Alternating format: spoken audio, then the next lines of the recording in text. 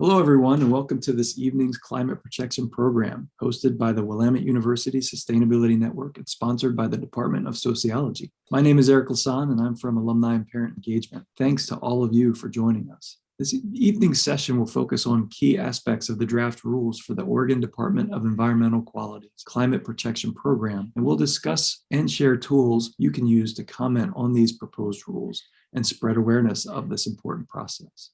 Marshall serves as the EPIC Network Program Manager. In this role, he serves as a global community builder, working with leaders in higher education, governments, and nonprofits to tackle the biggest challenges in local communities. He earned his Bachelor of Arts in Sociology from Willamette in 2013. Marshall is a leader and key organizer for the alumni affinity group, Willamette University Sustainability Network. So thanks, Marshall, for hosting us this evening. Thanks, Eric, and thank you to everyone who's attending tonight. And I'd like to start by beginning with our land acknowledgement. We are gathered on the land of the Kalapuya, as well as virtually. The Kalapuya, who today are represented by the Confederated Tribes of the Grand Ronde and the Confederated Tribes of the Siletz Indians, whose relationship with this land continues to this day. We offer gratitude for the land itself, for those who have stewarded it for generations, and for the opportunity to study, learn, work, and be in community on this land. We acknowledge that our university's history is fundamentally tied to the first violent colonial developments in the Willamette Valley. And finally, we respectfully acknowledge and honor past, present, and future Indigenous students of Willamette. As we consider the content for this presentation, please consider your own positionality and how to take today's lessons to honor those negatively impacted by histories similar to our own and to this university. As mentioned earlier, this event is hosted by the Willamette University Sustainability Network. Our network is a new affinity group of Willamette students, graduates, staff, and faculty, all interested in either sustainability-related issues or who work in sustainability-related fields. Many of the alumni engage primarily to build connection, share resources, and advocate for change. Anyone listening to this presentation who's interested in participating at any level can join our network, and you can find us under the community page on the new WUConnect platform, which we'll put a link into the chat for you to find if you're a Willamette community member. Just last week, we had our monthly meeting, and everyone mentioned their excitement for tonight's event and gratitude felt for our panelists who did all of the creating and preparations for tonight's event. They also allowed us, our group, to participate as hosts, and we're grateful for that as well. So thank you, panelists. And as I introduce each one, please use the chat to add your own comment of thanks and welcome to our panelists. Nora Aptor is the Climate Program Director at the Oregon Environmental Council and served on the Rulemaking Committee at the Department of Environmental Quality for the Climate Protection Program. Nora joined OEC in March 2020 after nearly 8 years defending and expanding cornerstone environmental laws at the federal level. Previously, Nora served as the Deputy Director of Federal Affairs for the Natural Resources Defense Council and worked as a legislative aide for U.S. Senator Ron Wyden of Oregon. Nora holds a Bachelor of Arts in International Affairs and Economics from Lewis and Clark College in Portland. Haley K. Scott is the Climate Justice Grassroots organizer for Beyond Toxics and the NAACP in Eugene, Springfield area, and served on the Rulemaking Committee at the Department of Environmental Quality for the Climate Protection Program. Haley K. Scott is a member of the Confederated Tribes of Siletz Indians and a descendant of the Klamath Tribes, Yurok Tribe, and the Sakagan Band of Chippewa Indians. She was born and raised in the Klamath Basin and moved to Eugene in 2014 to attend the University of Oregon. 4 years later, Haley received her Bachelor of Arts degree in Political Science with a minor in Native American Studies. Prior to working as the Climate Justice Grassroots organizer, Haley served as a research assistant with the Pacific Northwest Tribal Climate Change Project and the United States Forest Service. Janet Lorenzen is the Associate Professor in the Department of Sociology at Willamette University and represents 350 Salem in the Oregon Climate Action Plan Coalition, Cap and Reduce table, which Nora also leads. Janet is also affiliated with American Ethics Studies, the Sustainability Institute, and Women's and Gender Studies. They teach courses about social change, theory, and qualitative methods, and they research processes of social change related to taking action on climate change.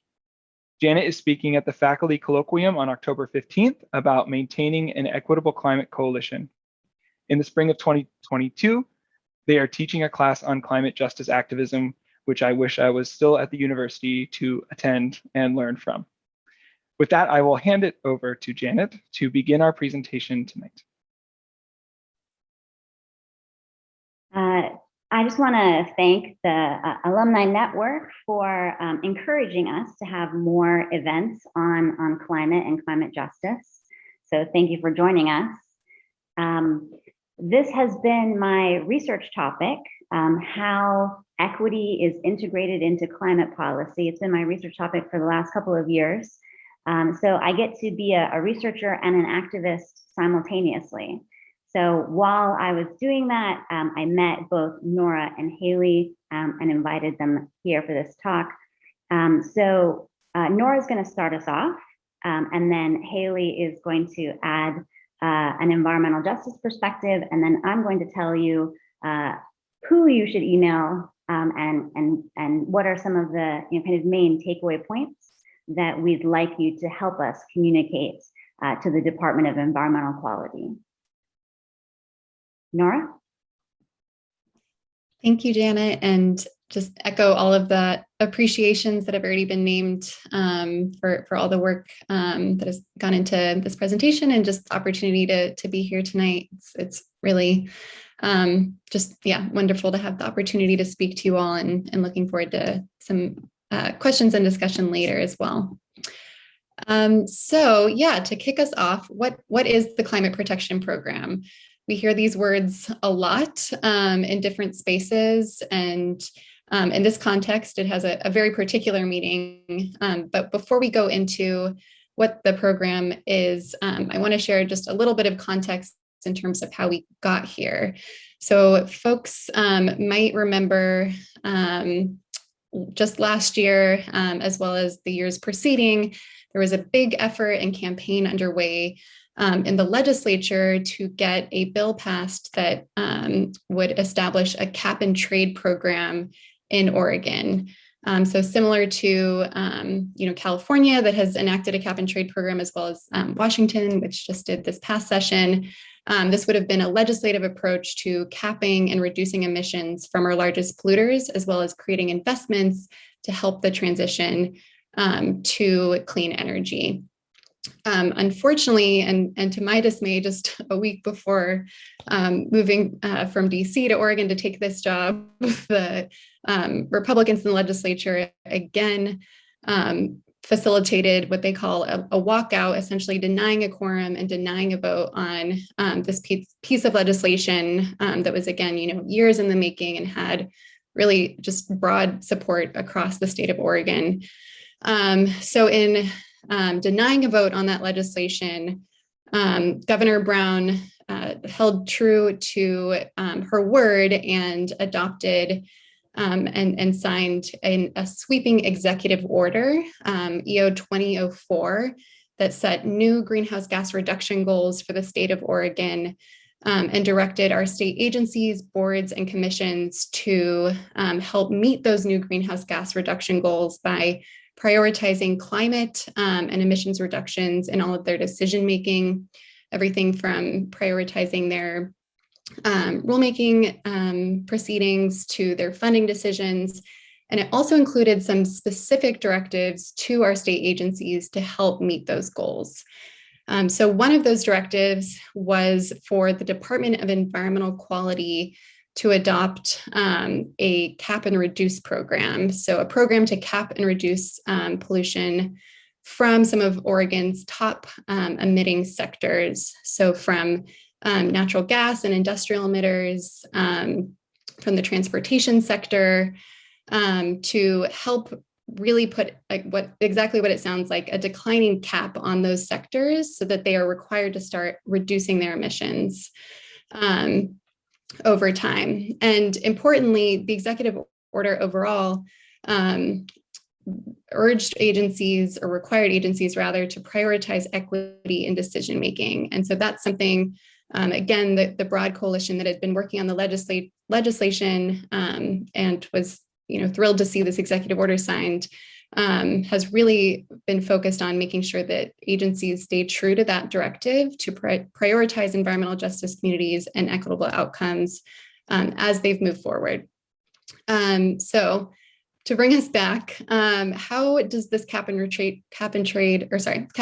program, the climate protection program, work? So again, the Department of Environmental Quality will set a starting cap or a ceiling, if you will, for climate emissions from large polluters in Oregon. So this includes oil companies, so what we call transportation fuel suppliers, as well as natural fracked gas utilities. So this is the Northwest Naturals of the world. And these polluters account for about 40% of Oregon's total emissions. So important to keep that in mind, that when we're talking about this declining cap, it's not economy-wide. It doesn't cover all sectors in Oregon. It's just these select, but still very significant emitters. So this cap is going to lower over time, starting at the beginning of the program coming up in 2022.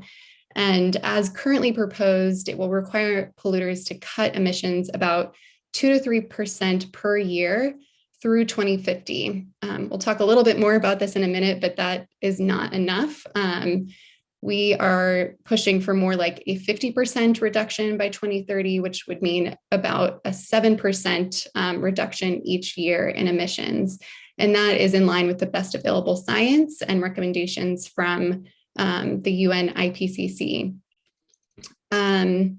So again, under these rules, polluters are going to have to transition off of fossil fuels. So that means adopting clean energy technologies and lower carbon emitting practices. And if they don't, they will be held accountable by penalties that will be enforced if they go above their allowed limit in a given compliance period.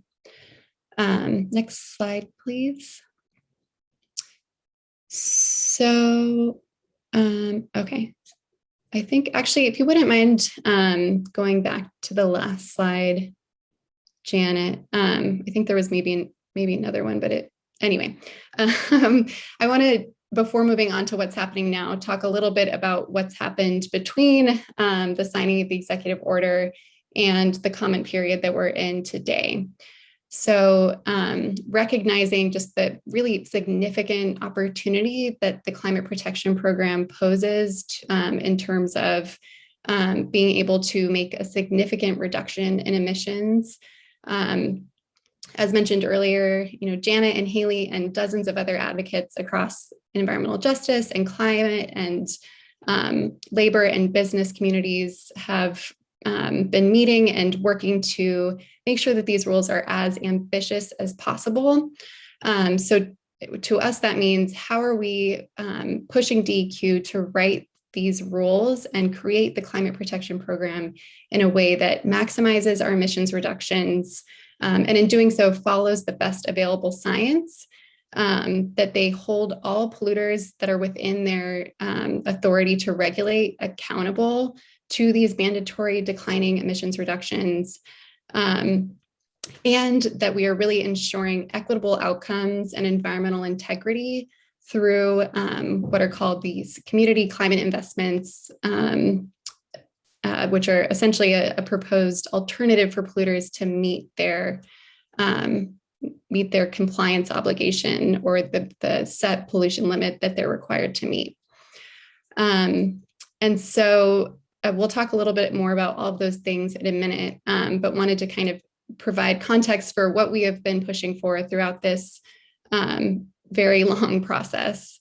So now we'll talk about what's going on right now.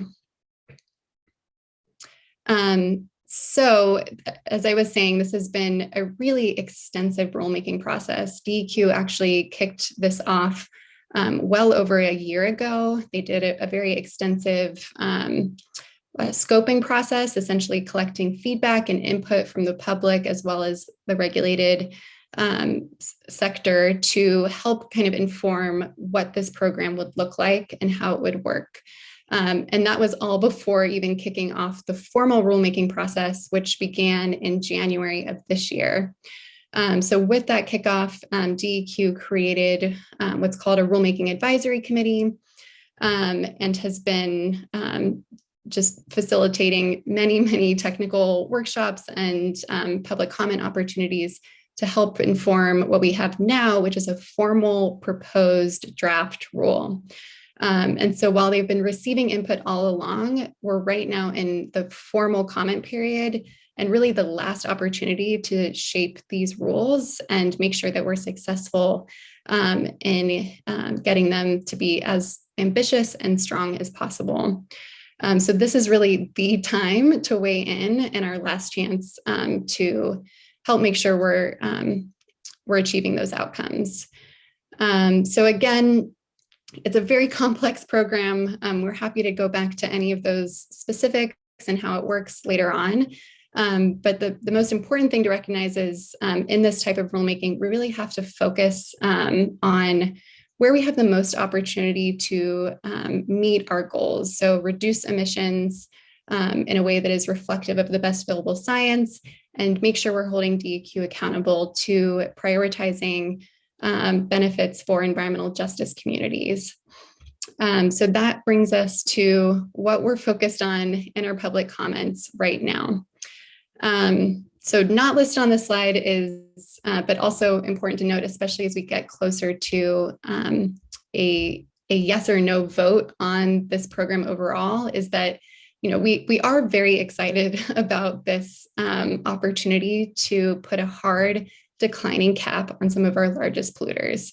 We're always striving for better. We want to make this program as strong as possible, but we also don't want to lose sight of the fact that we would not have these protections for our climate otherwise, and there is a lot of opportunity here. So I just want to preface that before going into this slide. Because again, we have a lot to be excited about here. We just want to make sure that it is as strong as possible. So with that in mind, as I was saying earlier, we have been pushing all along for DEQ to base this program in the best available science. We've had decades of scientific research and in more recent years, just overwhelming scientific consensus in terms of what we need to do as far as our emissions reductions to avoid the worst impacts of climate change. Unfortunately, this year, Oregon has unwantedly become the poster child for climate impacts.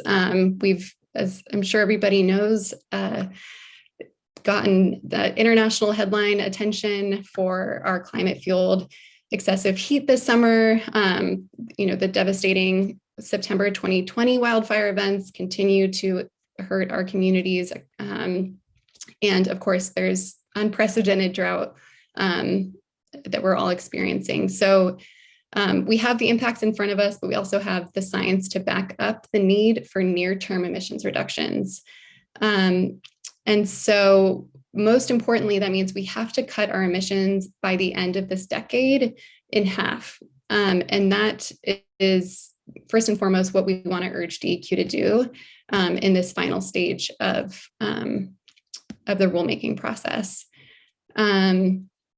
Second, we have been, again, pushing all along for DEQ not to provide exemptions for polluters. For too long, we've had emitters that have been allowed to pollute in our communities, which not only contributes to climate change, but of course is worsening public health impacts and disproportionately impacting environmental justice communities.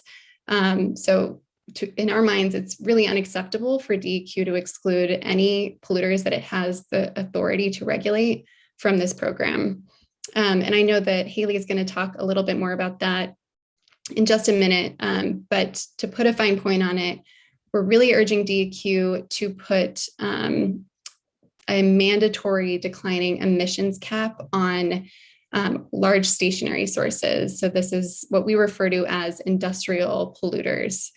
And so right now, DEQ's proposing kind of an alternative treatment for these stationary sources so that they won't be held accountable to this declining emissions cap. And they could even have increasing emissions under this program and still be in compliance, which, needless to say, really flies in the face of the program objectives and doesn't seem fitting with a climate protection program. So again, really urging DEQ to require that these major industrial polluters be held accountable and be required to reduce emissions annually. And then last but not least, DEQ is proposing what I mentioned earlier, these community climate investments, which essentially are an alternative compliance method for polluters that are regulated under this program. So instead of a given polluter reducing their own greenhouse gas emissions, they could instead buy or invest in projects in Oregon communities that would ideally reduce emissions on a one-to-one basis. So if they buy a community climate credit, that would ideally result in a reduction of 1 metric ton of CO2 equivalent in emissions. And so DEQ has made a lot of progress in trying to help provide or help give teeth to this program, if you will. But there are some questions still in terms of whether this will be actually successful in reducing emissions, as well as providing the benefits for environmental justice communities that it is intended to. So right now, DEQ is just encouraging, really, for lack of a better word, that these projects be prioritized in environmental justice communities. And really, we need to make sure that they are required to, and especially given how broad DEQ's current definition is of environmental justice communities, really all of these investments should be going to those that are most impacted by climate change. And so, again, really trying to ensure that we are achieving those equitable outcomes and environmental integrity through this part of the program. And I would think that I will turn it over to Haley now and happy to answer any questions about any of that at the end. Yeah, thank you, Nora. That was a really good rundown, and I might be repeating a little bit of what you already covered, but I think that's okay, because I'm going to be trying just to weave it into how we should consider the rules through the lens of environmental justice. So yeah, I'm really happy to be here today, so thank you for inviting me, and hopefully I can provide some helpful information. I think that these draft rules, they don't only impact emitters, they impact all Oregonians, and so I want to make sure that all Oregonians have the chance to inform these rules. And so that's why I think it's so important that we're having conversations like the one we're having this evening. And so, yeah, I was invited to talk about the draft rules through an environmental justice perspective. I really do think it's important that we have a strong program that actually is trying to reduce greenhouse gas emissions and also prioritizes environmental justice communities. And so before I go on to talk about why it's important, I thought it'd be good to just define a few key terms, because we've been kind of talking about environmental justice communities. And so what exactly is that, and what is EJ, what does that mean? And so I just think it's really important to give that rundown. And so historically, the best indicator of the location of hazardous waste sites is the racial composition of the host community.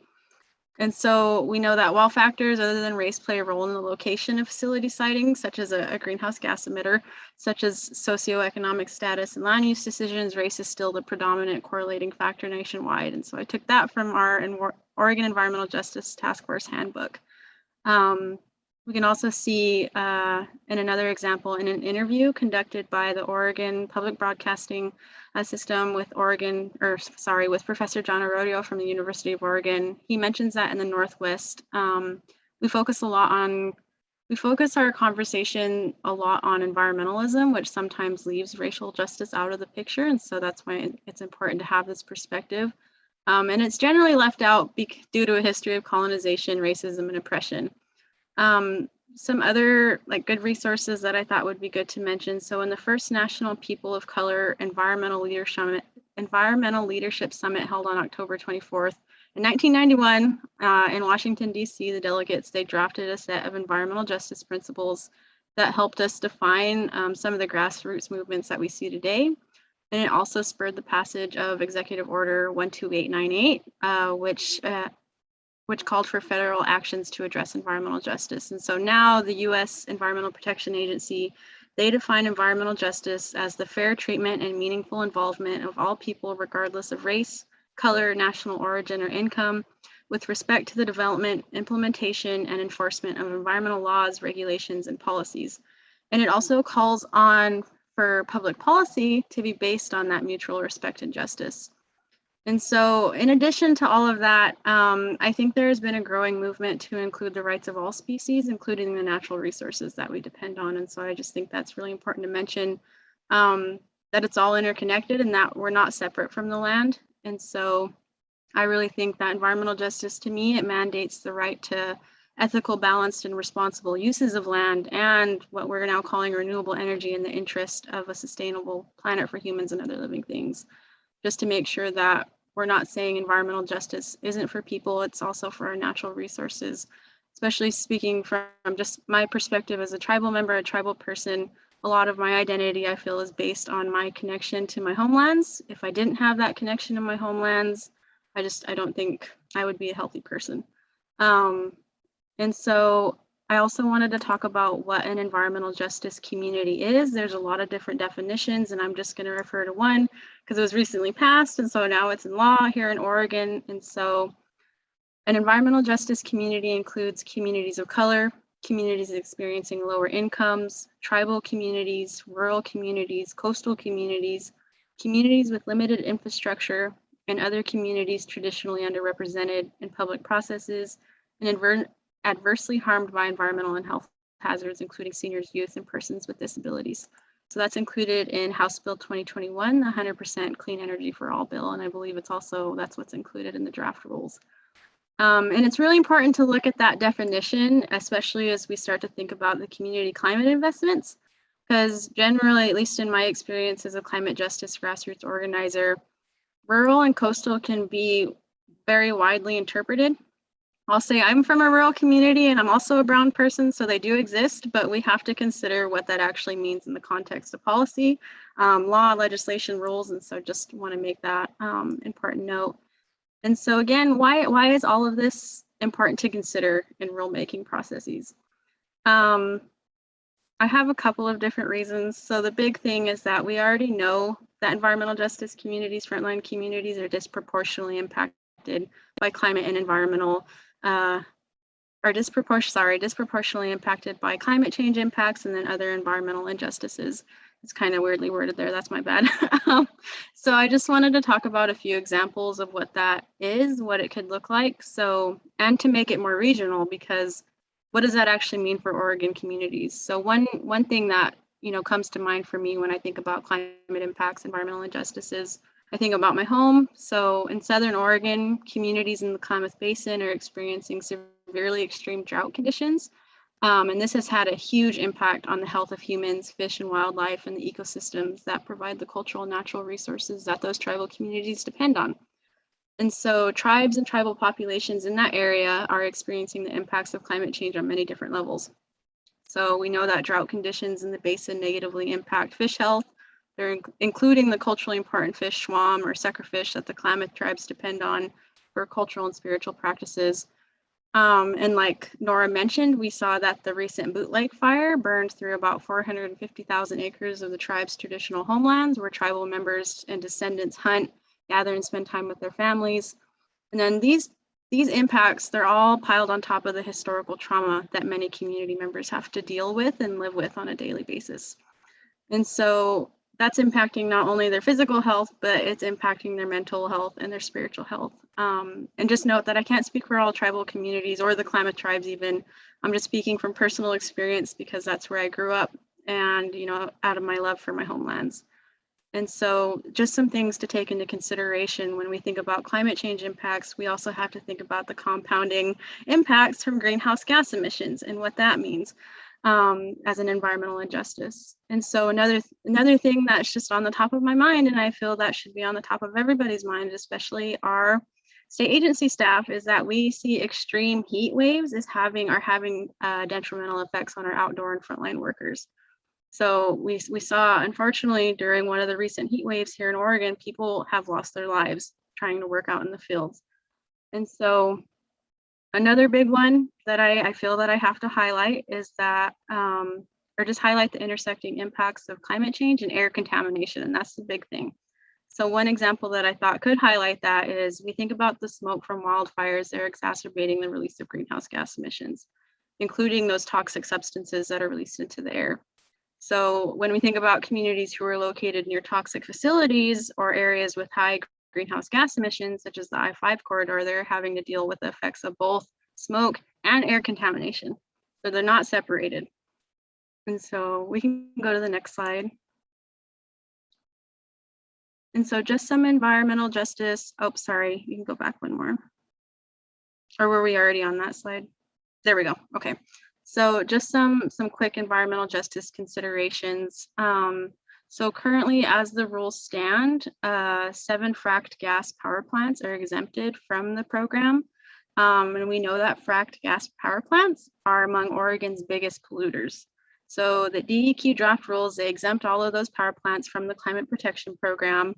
And by entirely exempting fossil fuel electric power generators, DEQ is creating a huge loophole that locks in the burden of pollution, on communities near fracked gas power plants that already have to manage all of those impacts that I mentioned earlier.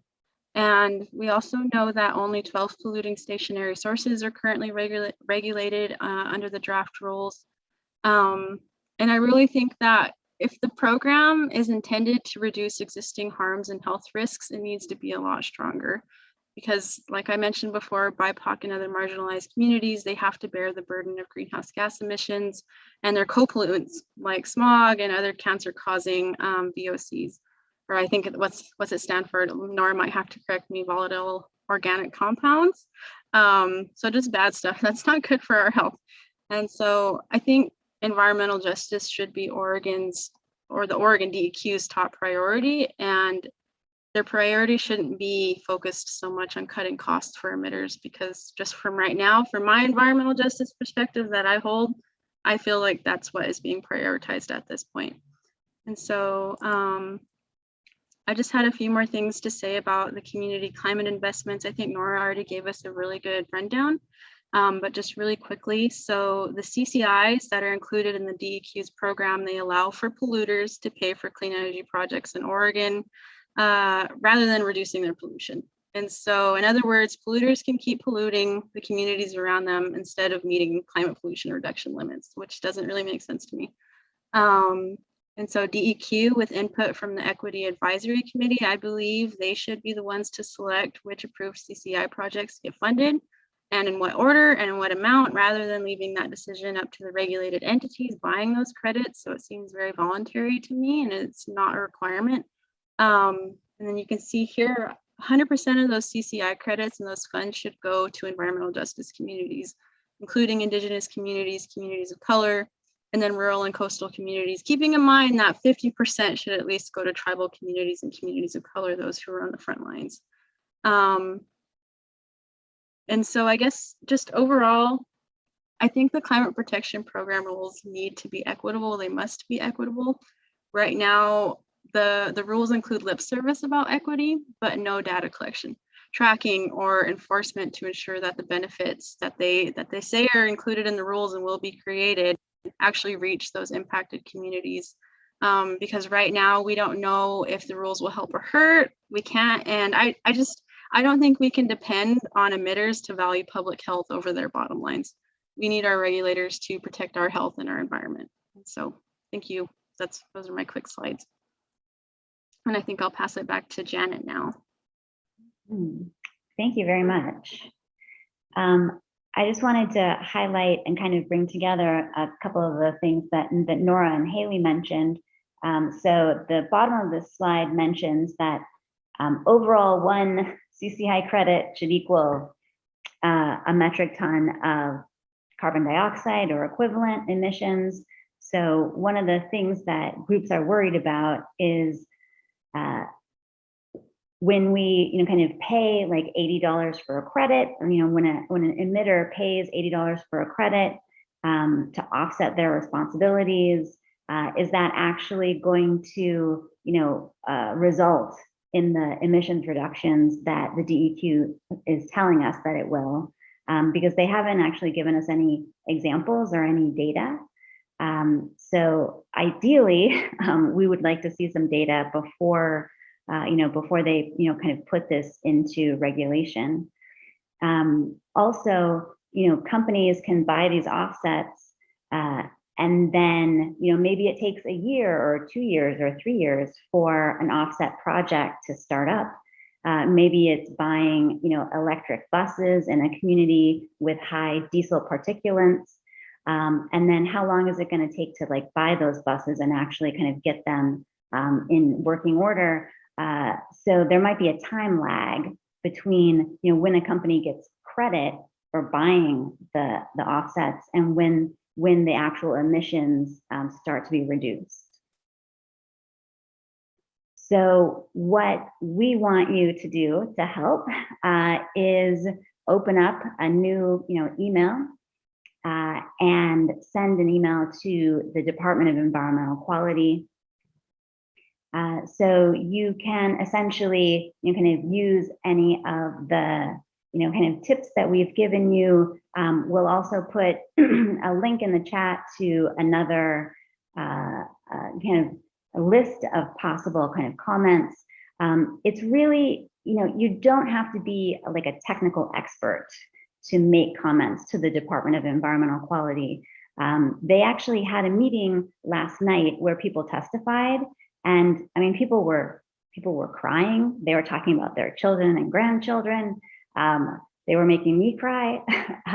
So I think that you don't need to know, like exactly what threshold does a, fuel supplier need to be at to be covered by the program. Although, I mean, we do think the threshold should be lower, but you don't necessarily need the exact numbers to be effective, because what the Department of Environmental Quality really needs is, kind of a mandate from the public to be just bolder and to be more aggressive and to actually go with the, kind of the scientific recommendations. So even if you just want to kind of speak from your heart, that would also make for an excellent comment. And so the written comments, the deadline is October 4th at 4 p.m. And then if you feel moved to testify on Zoom, you can email and basically just tell them that you're interested in testifying. You can tell them if you're interested in the September 30th, kind of 4:15 time period, or if that's too early, the kind of 4:45 time period. And you just need to get that pre-registration in by September 29th. As you see from the schedule of the meeting, kind of half of the testimony is from people who've pre-registered, and then half are people who just sign up, when the meeting starts. So if you aren't sure if you can make it to the meeting, you can always just wait until the meeting starts and then raise your hand and get on the list to testify. So this meeting is in front of the Environmental Quality Commission, and it's the most important meeting because the Environmental Quality Commission are the ones that are actually making the decision. They're the ones that are actually voting in December as to whether to, tweak this program or to, kind of put it into law, or to kind of go back to the drawing board. So again, I just wanted to give you the email address again, some of the main kind of takeaways in terms of following the science, holding polluters accountable, making sure that the program is equitable, not just in kind of one side part of the program, but overall, all of the different parts of the program, kind of keep equity as a priority. And then those CCI offsets, the community climate investment offsets are actually kind of real, measurable, and permanent emissions reductions. Another thing that you can do, or you can kind of forward this link to other people. If you want to make your voice heard about the fracked gas power plants being exempted from the program, there's also a petition that you can sign as well. So I just wanted to go to one last slide. So if you want to keep in touch with Beyond Toxics, if you want to listen to their amazing podcast that is all about the climate protection program and how you can give feedback on it. Also, the Oregon Environmental Council has a page that will guide you through comments. And so that's also something that you could forward on to your friends. And then if you want to keep in touch with what Beyond Toxics and OEC and 350 Salem are doing in the future, you can also kind of sign up for their email lists, because the city of Salem is also currently taking feedback about our climate action plan. So if you get on 350 Salem's list, you can get more information about that. So I think we're going to pause here for some questions and answers. Yeah, I'll interject to say thank you to our panelists and give our guests time to write their questions. I know we have one or two already in the Q&A or through chat. And so I'll also give our panelists time to review them and prepare their answers. And I just want to start by, again, saying thank you to the panelists for giving our community the information and the steps to learn more, and to also immediately advocate for what we want to see for the future of Oregon. I know I've been struggling with what I can do personally to advocate for environmental justice locally during the pandemic, as my wife is immune compromised and I'm unable to get out into the world as much. And so it's, which was what I would do before to try and lend my voice to causes. And so having these links in front of me is an amazing resource for me, especially as I reflect on my own position and anxiety around the climate crisis that are impacting my neighbors. So with that, I think I'll hand it over to Janet, I think, to take the first question, or whoever else. I think we have a good Q&A through there, and then I'll prompt a couple others if we don't get anything else. Thanks. Yeah, someone asked about the kind of yellow highlighting on the slides. So I was just kind of imagining that the yellow were things that people could kind of pull right off the slide and kind of put into an email. And so that was the only significance of the bright yellow on the slides. So another question is about sharing a story from your daily work or your personal life, of how you've seen the problem of kind of emissions impact, the impacts of emissions. Did you want to take that, Nora or Haley? Yeah, I can talk about one story that I really heard of just because it's one of my coworkers' story. I won't say who, just for confidentiality reasons, but they used to live in an area in Eugene here. And I believe one of their children actually started to show symptoms that were really impacting their health, and they ended up finding out that she had cancer. And this seemed to be the case with a lot of community members in that area. And so it's not so much greenhouse gas emissions, it's more talking about air quality, but to me, they're so closely interconnected, that was one immediate thing that came to mind and why I thought this was so important. And so that was just one story, but like stories that I mentioned earlier, I look at home and how extreme heat and drought is impacting my communities, and then thinking about how greenhouse gas emissions just compounds those impacts and those factors is another thing just from my personal life. And those are just a couple of things that came to mind. I mean, thank you for sharing that, Haley. And I think we need to elevate those stories wherever we can, and completely agree too. Like we can't separate emissions from co-pollutants, and likewise emission or climate emissions from climate impacts as well. And I think you know, the closer we get to 1.5 degrees Celsius of warming, the more we are experiencing that and having, you know, of course, in Oregon, firsthand impacts in our personal lives. And just want to reflect on an example Haley raised earlier in the conversation, which is, you know, I think everybody knows we've seen more than 100 Oregonians just this year die from extreme heat.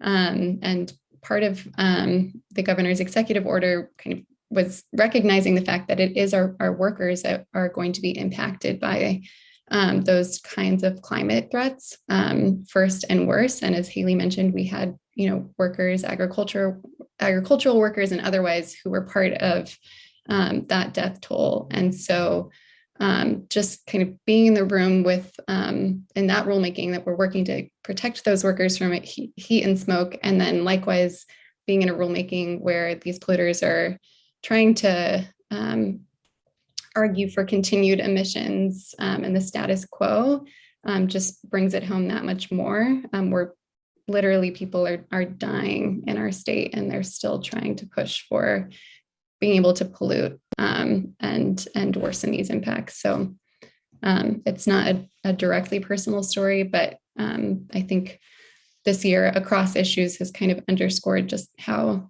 interconnected all of this advocacy is on a human level. So there was also a question about, you know, what do we mean by kind of bolder climate action? So the Department of Environmental Quality, they are covering about, you know, kind of half of Oregon's emissions. So the fuel suppliers and the natural gas utilities are about 40% of emissions, and then the stationary sources that they cover are about 10% of emissions. So there are, you know, things that are left out of the program. So if you're a kind of smaller fuel supplier, you're left out of the program. If you are, you know, involved, if you're natural gas but you make electricity, you're left out of the program. If you are, you know, kind of fugitive emissions in a pipeline, you're left out of the program. So we are asking them, you know, they also have we're asking them to be bolder and try to kind of include more, you know, have their thresholds lower. And we're also asking them to, you know, the executive order from the governor says, you know, like 80% below 1990 levels by 2050, but the new IPCC report, right, has totally new numbers. So the 50% below 1990 levels by 2030. So they need to, you know, kind of go farther with their program, you know, include more, whether it's include more with a threshold or just include more by expanding the program. So Nora, did you want to say anything about that? And anything in particular that you want are interested in me speaking to, Janet? I guess your definition of, you know, kind of a bolder action on climate that the DEQ could do with this program. Got it. Yeah, I mean, I think everything you just said, right? You know, we have, you know, potentially one of our last opportunities to make a difference in Oregon's climate goals and really do our part to reducing global emissions by 50% by 2030. And so when we're talking about being bold, it's exactly that. Yeah, it's the targets, it's the number of entities and the emissions that are covered under the program and held accountable. I guess lastly, I know there's another question that we'll get to in a minute, but enforcement and penalties are very important too. And I think, yeah, bold action applies in that case as well.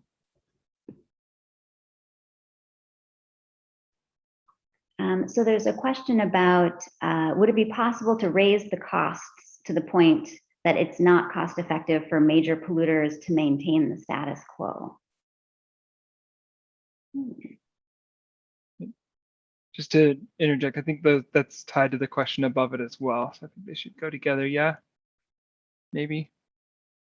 Trying to interpret chat is sometimes hard, but or Q&A questions, but I think I saw the comments come through right after each other. So maybe the first one is also appropriate to read as you answer that second question. I'm curious about this for sure. Is where should my attention be drawn, or in both places?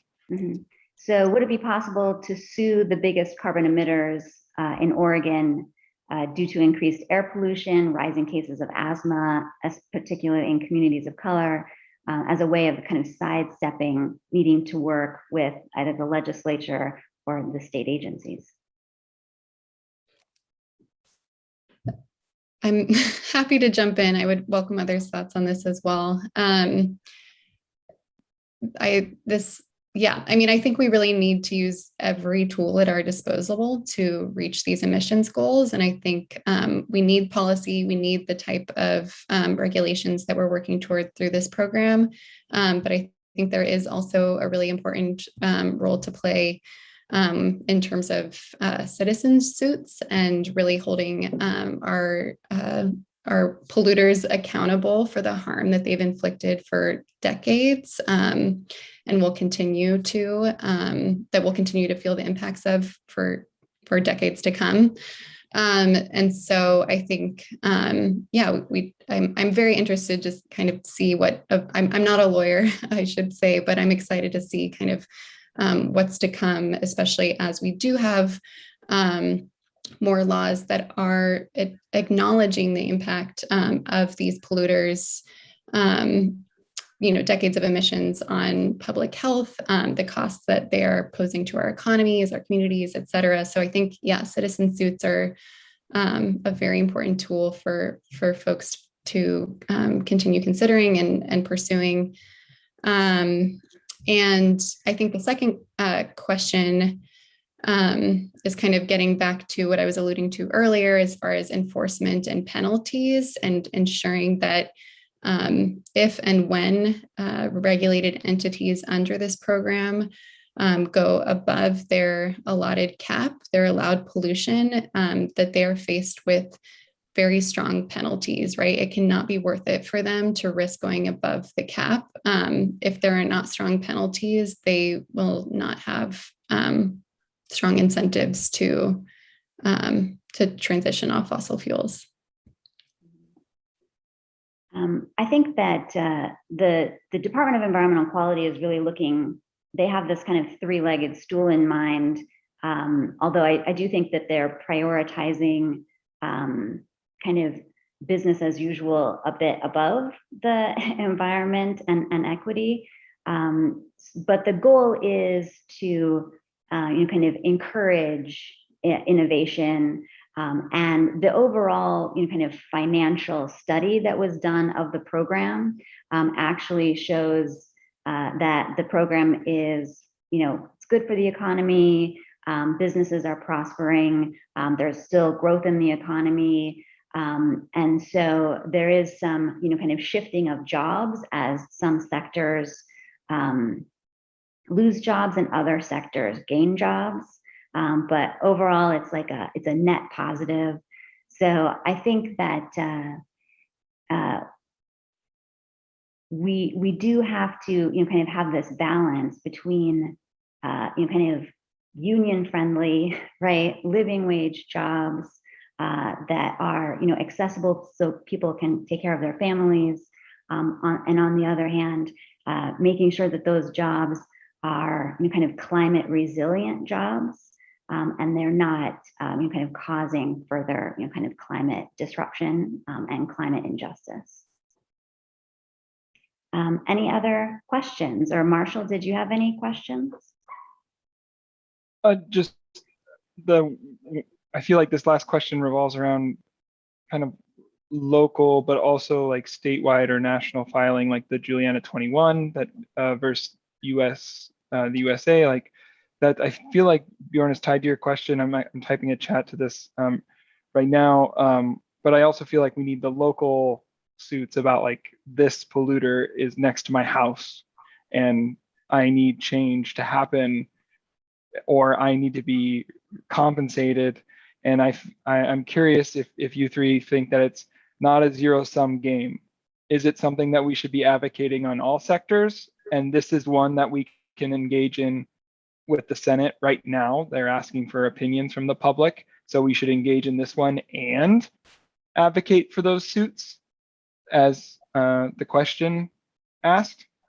Or is it really something we should focus our attention in one avenue, and in your opinions and your personal experience, it's more beneficial to focus in this one avenue than in the legal side of things, or in the courts? Weighing the tools is kind of challenging.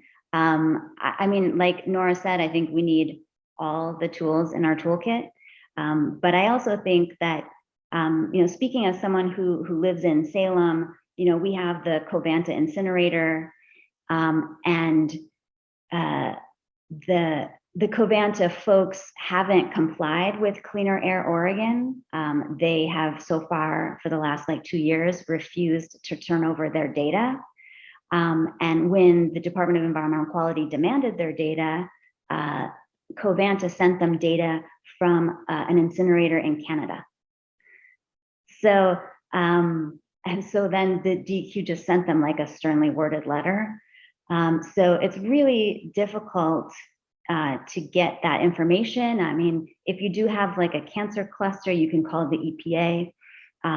But I think that each kind of tool in the toolkit, whether it's the legislature or whether it's law, I think they all have kind of pros and cons, and they're so I think that's why we need to kind of continue working with all areas. And if you have a particular expertise that pulls you in a certain direction, or personal interest, then I think you should kind of go with what you're kind of most passionate about, so you'll kind of stay engaged.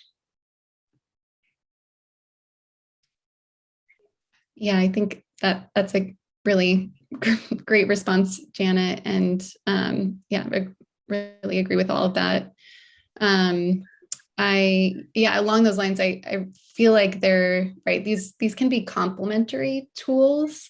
I think that the more, litigation often has a lot of attention on it, or is, sexier than a rulemaking. And so the more that the public is paying attention, and that something is getting, press pickup, our elected officials are going to pay attention to that, and they're going to want to be part of what's going on, right?